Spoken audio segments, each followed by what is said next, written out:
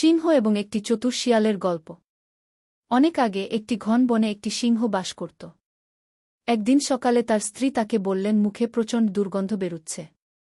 শুনে সিংহ লজ্জিত ও রেগে গেল। তিনি অন্যদের সাথে এই সত্য পরীক্ষা করতে চেয়েছিলেন। তাই তিনি তার গুহার বাইরে আরও ৩ জনকে ডাকলেন। প্রথমে ভেড়া এসেছিল। সিংহ মুখ খুলে বলল, ভেড়া, বলো আমার মুখে দুর্গন্ধ হয় কি না?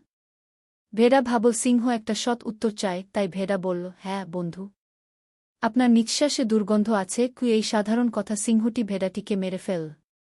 তখন সিংহ নেকড়েকে ডেকে বলল, তুমি কি ভাবছ? আমার কি নিঃশ্বাসে দুর্গন্ধ আছে? নেকড়ে দেখল ভেড়ার কি হয়েছে। এটা গোলাপের গন্ধের মতো মিষ্টি। উত্তর শুনে সিংহ রাগে গর্জে উঠল এবং সাথে সাথে নেকড়েটিকে আক্রমণ করে মেরে ফেল। চাটুকার, সিংহ গর্জে উঠল। অবশেষে এলো শেয়ালের পালা। সিংহ তাকে একই প্রশ্ন করল। শেয়াল ভেড়া ও নেকড়েদের ভাগ্য ভালো করেই জানত।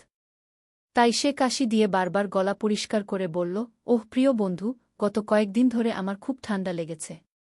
এই কারণে আমি আনন্দদায়ক বা অপ্রীতিকর কিছুর গন্ধ পাচ্ছি না। নৈতিক, একটি খারাপ কোম্পানি বা একটি খারাপ পরিস্থিতিতে নিজেকে জড়িত করবেন না, অন্যথায় আপনি আপনার কোনো দোষের জন্য শাস্তি পেতে পারেন। কখনো কখনো নির্দিষ্ট পরিস্থিতি থেকে দূরে থাকা বুদ্ধিমানের কাজ।